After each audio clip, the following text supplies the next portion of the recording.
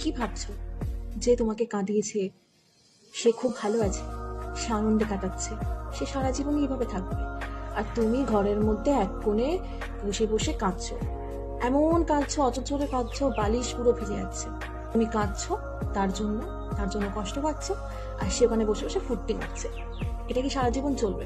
তুমি এটাই ভাবছো? না বন্ধু, কারোর জীবন একভাবে চলে না। তোমাকে সে কাঁদিয়েছে, তুমি তার জন্য কাঁদছো, তাকেও একদিন নিয়তির খেলায়, নিয়তির ছলে কাঁদতে হবে। তুমি আজকে কাঁদছো, কালকেও তাকে কাঁদতে হবে। এটা আমি বলছি না, বা কোনো জ্যোতিষশাস্ত্রে বলছে না। কর্মা বলে একটা জিনিস আছে, সেই কর্মা তোমাকে সেই জিনিসটা রিটার্ন দেবে, বা তাকে সেই জিনিসটা রিটার্ন দেবে। যে যার সাথে যেমন করে তাকে সেই জিনিসটা পেতে হয়। তুমি আজকে তার জন্য কষ্ট পাচ্ছ, কালকে সে তোমার জন্য কষ্ট পাবে।